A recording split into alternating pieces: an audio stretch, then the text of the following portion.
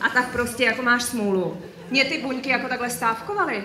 Já jsem vždycky se jako a pak už jsem se ani nerozhodovala, že chci být NSD. Ani jsem si to jako tady nedávala. Jsem se na vás tvářila, že jo. A vevnitř jako ne. To přece nebudu riskovat. Ale 20% je 20%. Viděli jste, jak jednoduché to je. 1 hodinka krásy denně v týmu. A máte krůček k tomu. Další krůček, další krůček.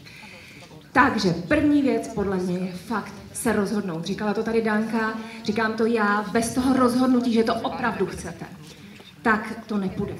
Já jsem nedávno mluvila s jednou kamarádkou, která je úplně mimo Mary Kay a taky si dává cíle. A fakt jsme analyzovali to, jak se nám plní ty cíle. Ale když opravdu není splnění cíle jediným možným řešením pro vás, tak ho nesplníte. Nebo možná náhodou ano. Jo, je to prostě naprosto jasný zákon a můžete si to napsat. Fakt to musí být tak vážný pro vás. Neexistuje, že prostě sem přijdete příští rok nebo na konferenci úspěchu a nebudete to mít.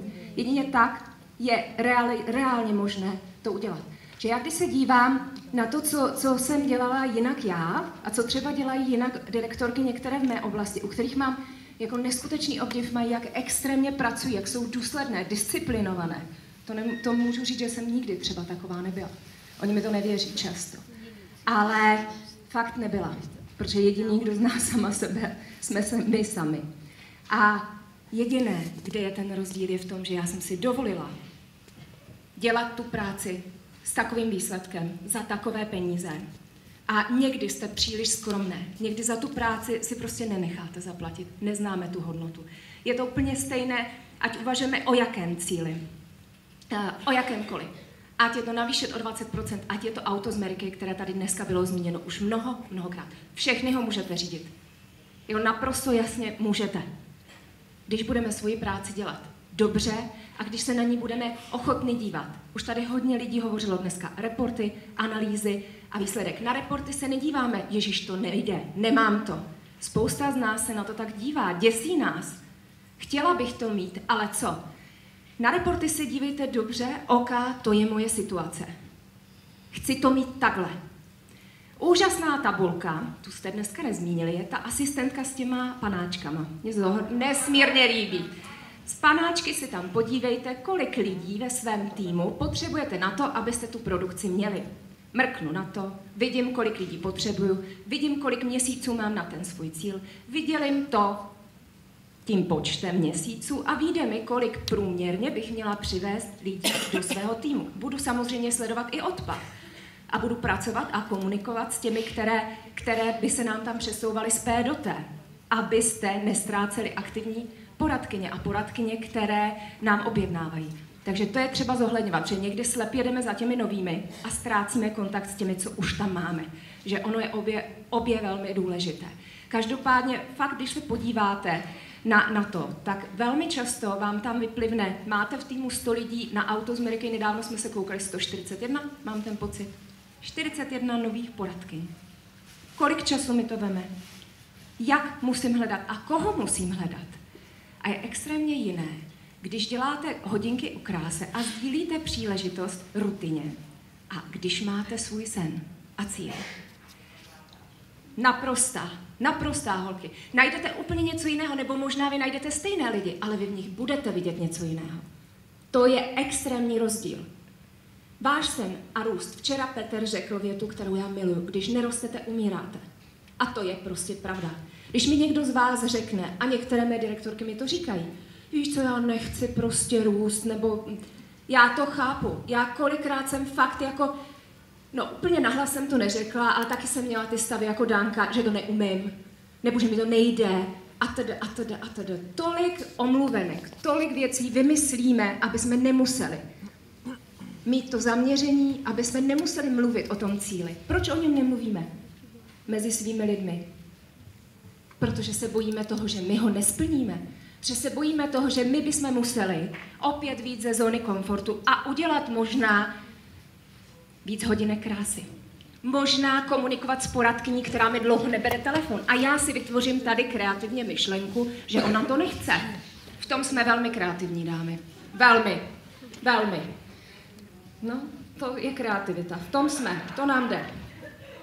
Ale já to mám i teď. Já se kolikrát to je tak zažitý, že se kolikrát přistihnu v tom, že mi něco v hlavě běží. Pak s tím člověkem mluvím a říkám, ty nejsi fakt normální. Tolik let to znáš a znáš, jak to funguje. S tím musíte komunikovat. Musíte. První, když chcete změnit své výsledky, je touha chtít. Mít správnou motivaci a cíl. Motivace znamená, že prostě nebudu bez toho cíle, prostě neexistuje. To je vevnitř, ve vás. Danka to nádherně řekla, a já ti, Danko, děkuju, že jsi řekla, já to dělám právě jenom pro sebe, ale dělám to pro ty lidi. Protože vy, když se neposunete, ani jedna ta žena z vašich týmů, který vy jste slibovali to, že si tady viděla, se prostě neposune. Omlouvám se, ale neposune. Když vy budete mít neustále, včera jsme mluvili o hvězdičkách, safírovou hvězdičku, a budete mít půlku z toho ze zákaznického servisu a budete si hezky v té své zóně komfortu tam vegetovat, tak ty vaše holky se neposunou, protože vy jste dávno ztratili tu energii tvůrce, prostě tu netvoříte. Další. Správné návyky a vytrvalost. Milé zlaté dámy, správné návyky a vytrvalost je extrémně důležitá. My začneme, my se do něčeho natchneme, měsíc nám to trvá 2, pak usoudíme, že to nefunguje, to už jsme tady dneska slyšeli, a prostě nefunguje. Ivanka krásně říká, dějete to do té doby, dokud to fungovat bude. I kdyby to mělo být 2 roky. Petr včera řekl, každý z nás má jaké danosti. Někomu to prostě bude trvat půl roku, někomu to prostě bude trvat 5 let. Ale prostě všechny tam při té pravidelné činnosti dojdete. Všechny prostě. Naprosto, bez výjimky. Pozitivní postoj. Pozitivní postoj je alfou a omegou. Jež já si pamatuju, řekl, já jsem pozitivní. No, nebyla. Teď můžu říct, že jo, ale pořád je to o tom tréninku. Hlídat si ten svůj úhel pohledu. Tak hodně dlouho jsme vyrůstali ve společnosti, která pořád poukazuje spíš na nedostatky, než na klady, že ten zvyk máme tak, já nevím jak vy, já ho mám. Někdy si jako sama sebe překvapím. A fakt se snažím si hlídat, už ta myšlenka, když mi tam jde, tak říkám, ne, podíváme se na to jinak. Takže to je práce, to je celoživotní práce. Pozitivní postoj. Nedívat se na to, co nemáme, ale dívat se na to, co můžeme mít. Nedívat se na to, co se nám nepovedlo a na to, co ještě můžu udělat. Dobře, jak jsem volala všechny lidi ze seznamu, no možná tý sousedce jsem nezavolala, tak tam jdu zvonit prostě. Víc z té zóny komfortu. Udělat věci, které by se jako nikdy neudělaly. Jako nikdy. Umění se učit chyb. Ne se v nich potácet a říct, OK, drahá, tak si to prostě neudělala. No a co? Dovolit si to, že jste selhali. Netyranizovat se za to, že jsem udělala chybu loni a 100krát jsem si to tady už řekla, já už vlastně na tu konferenci ani nepůjdu, protože jsem to nesplnila. Ne. Prostě podívat se na to, co můžu udělat. Dobře, loni jsem tohle tady skrečovala. Tak co můžu udělat? Co udělám? Přijmutí odpovědnosti a proaktivita. Holky, my jsme zodpovědné za svůj osobní růst, za růst těch lidí a za to, co jsme jim slíbili. A jako někdy možná už ani nezdílíme, protože jim to jako nechceme slibovat. My nechceme být zodpovědné, ale když chcete být lídrem, když chcete vést svou národní oblast, když chcete mít ty výsledky, tak musíme převzít zodpovědnost. Víte, co často je řečeno? Mary Kay má výhodu v tom, že vy věříte dřív ty lidi, než oni věří sami v sobě. Včera to tady Petr jasně zdůraznil, že je to jeden ze základů úspěchu vašeho týmu, vašich dětí i krásného partnerství. S čím lidem nevěříte, prostě to budete žít. A já ale za to musím vzít zodpovědnost. Já jsem ta zodpovědná. Já jsem si jistá, že to dokážeš. Já jsem si prostě jistá. Tuhle větu používejte, je magická. Když chytnete někoho za ruku a řeknete, já jsem si jistá, že to dokážeš. A říkejte to sami sobě, s tou energií a s tím klidem. Žádný věřím, doufám, možná, dám to. Já jsem si jistá. Mně ta věta funguje, já pevně věřím, že bude fungovat i vám. Důvěra v sama sebe a své schopnosti. Dívejte se pořád jenom na své talenty. Ne na to, co prostě nezvládáte. Že vám zákaznický servis nefunguje nebo cokoliv jiného, prostě dělejte to pořád. Prostě jenom jste to nedělali dostatečně dlouho a často. 10 000 hodin musíte dělat tu věc, abyste v ní byli mistrem. Včera jsme to tady řekli 2krát, minimálně. Je to tak. pomáhání lidem ve svém týmu. Už jenom tím, že vy držíte tu vlajku a jdete za tím. Já první věc vždycky, když jsem udělala a koukala jsem se, jak můžu navýšit svoje výsledky, tak jsem se koukala, co můžu udělat já. O kolik basiců můžu prodat já týdně víc. O kolik lidí můžu přivést já víc. A kolik těch nových lidí může udělat kolik procent objednávek. Jak s nimi mohu pracovat, jak je mohu podpořit, jak mohu být já důsledná, abych ta změna vždycky šla ode mě. Ale já jsem tu změnu říkala všem. Všem okolo sebe. A jsem s tím byla někdy odporná, jako co všechno dělám, že to je, někdy to neříkáme, ale Danka řekla, ty lidi nevědí, co mají dělat. Oni potřebují návody, které vy budete sdílet. Prostě sdílejte to, co děláte a tu svoji radost z toho, je to nakažlivé, 100% to funguje. Systém práce, který umožňuje duplikaci. Musí to všechno být jednoduché. Už jsme to tady řekli včera několikrát. Všechno musí být jednoduché. Když vy pořád budete něco měnit, něco přidávat, vymýšlet každé 2 měsíce nové systémy, prostě to nefunguje. A je to zmatečné pro vaše lidi a nebudou se s vámi posunovat. A poslední 10. bod tady z toho mého seznamu je jít vždy sám příkladem. To prostě tady není nic nového. Lead by example. Ann Newberry, legenda Mary Kay, já tu ženu prostě miluju. Ona říkala kolikrát, nikdy jsem nedělala věci sama. Vždycky jsem sebou vedla svoje kosmetické poradkyně. Vždycky, i když šla běhat. To mi říkala naše první školitelka Carolyn O'Neill. Vždycky, i když šla běhat na procházku kamkoliv, měla sebou svoji poradkyni. Proč? Ona viděla tu její řeč. Abyste se naučili řeč úspěšných lidí, 10 000 hodin to musíte dělat a nějakou chvíli to musíte nasledovat. Všimli jste si, že ti nejúspěšnější mluví trošku jinou řečí? Mají jinou energii. A kde ji mám chytnout? A tady Petr včera řekl, stáváte se tím, s kým, těch 5 lidí ve vašem okolí, teď jsem to tak jako řekla, ale vy to chápete, že? Stáváte se tím, s kým jste, prostě 5 lidí ve vašem okolí. A když budete tady do fitka s Lenkou, tak vám to určitě dodá mnohem, uděláte něco pro sebe, strávíte krásný čas a neuslyšíte žádnou stížnost. Nikdy v životě prostě. Úspěšní lidé totiž jako, i když mají nějaké trable, prostě si nestěžují, nehodnotí, prostě jdou za svými sny a cíli. A to je to, co se člověk musí naučit. A teď prakticky v číslech, milé dámy, nic nového. 5 + 5 + 5 a mých dalších 5 + 5 + 5. Takže 5 hodinek krásy týdně dělejte sami, plus učte to svůj tým. Jasná volba. Užte se dělat hostitelské hodinky krásy. Můžete udělat třeba výzvu hostitelka měsíce pro svou oblast, pro svůj tým. Je to zase úžasná možnost, jak se setkat s těmi ženami, které uspořádají hodinky krásy a jsou hostitelkami. Jak zase sdílet příležitost s ženami, které už Mary Kay produkty znají a které někoho pozvali. Tam máte rovnou hvězdné poradkyně, můžu říct, na příležitost.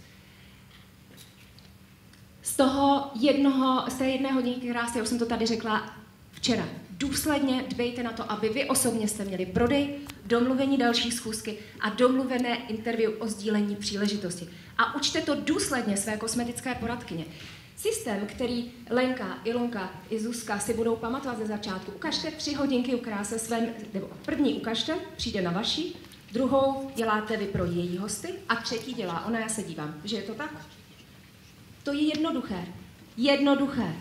Další 3 pohovory o sdílení příležitosti. Jeden se kouká ona, jeden dělá já pro jejího hosta a jeden dělá ona, já se koukám. 3 a 3. Když to budete dělat se svými novými poradkyněmi, jak poroste vaše týmová produkce? Co myslíte? Poroste nebo ne? Určitě ano. 5 pohovorů každý jeden týden. Už včera jsem to připomněla. Důsledně se zafixujte v tom, že bez těch pohovorů nebudete mít kosmetické poradkyně. Jestliže vy sdílíte na hodince krásy, to je sice fajn, ale nabídnete jí příležitost? Máte tu možnost prodat kariéru z Mary Kay a tu možnost, kterou vy milujete, anebo jí prodáte jenom produkty? Tady je nebezpečí. Proč tam máme 5 pohovorů o sdílení příležitosti? A velmi často, kdo důsledně dělá pohovory o sdílení příležitosti? Hlásíte se někdo? Kdo důsledně dělá pohovory o sdílení příležitosti? Nikdo, hele. No, tak máme tady takovou díru, tak se na ní zaměřte. No, to se tak říká. Důsledně. Dala jsem tam důsledně, viď? 5krát zákaznický servis. To si myslím, že děláte důsledně, že je to tak. To už by tady byl les rukou. A teď mojich 5.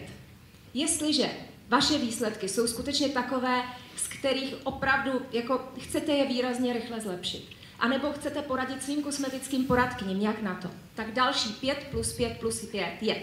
Získejte denně 5 kontaktů. 5 dnů, 5 kontaktů. 25 kontaktů týdně. Jestliže dělám hodinky krásy, můžu získat tam kontakty, je to tak? Prostě nemusím běhat někde s anketou, kdyby vás to tady chtělo orosit a říkali jste si, no tak nevím, kde se beru 5 kontaktů denně. Ne, na hodinkách krásy. Další. 5 domluvených schůzek denně. Udělejte si každý jeden den 5 čárek do svého diáře. To neznamená, vysvětlím, že zaplníte svůj diář 5 schůzkami za den. Nechci, abyste padli a unavili se. Ale každý jeden den si třeba na březen můžete domluvit další schůzku. Další bude v únoru. Rozumíme si? Každý den si domluvíme 5 dalších schůzek. Když mám hostitelskou hodinku krásy, si domluvíme rovnou 3. Na místě nemusím zvednout vůbec telefon. Je to tak? A pozor, jsme sales directors. Takže 5 hovorů s kosmetickými poradkyněmi denně. 5. Danka řekla nádherně. Oni nás potřebují. Může to být samozřejmě třeba SMS-ka nebo chat na Facebooku, ale já doporučuji fakt, volejte jim. Vy slyšíte tu jejich energii, vy už vnímáte, s čím vám to jako zvedne ten telefon. A máte tu možnost svým hlasem a svojí energií jí nabít. Přes ten Facebook a přes SMSky víte moc dobře, že to může vyznít jinak, každý to pochopíte, naše domněnky, že to jsou extrémně kreativní. Tohle je velmi, velmi jednoduchý nástroj. 5 plus 5 plus 5. 5 plus 5 plus 5. Rozhodnout se proto, mít jediný cíl a žádnou buňkou svého těla nedopustit, že to nebude. To je to, Ivanko, přesně tak. To je to. Prostě holky, tady jsou ty peníze, jak říká Editka, na zemi. Mary říkala, mám velký šuplík a v něm mám spoustu peněz a chci vám je vyplatit. A jako fakt, jsou tady pro vás, pro nás všechny. Spousta, spousta, spousta. To není jenom pro pár lidí. Opravdu si to vemte, protože to, co budete dělat vy, bude dělat i váš tým, vaše oblast. Budou vás následovat a budou nadšené. Pokud někdo postupuje sebejistě, směrem ke svým cílům a snaží se žít život, jaký si představoval, setká se s neočekávaným úspěchem. To je citát, s kterým já bych ráda skončila, protože si myslím, že už není co dodat. Není co dodat. Držím palce.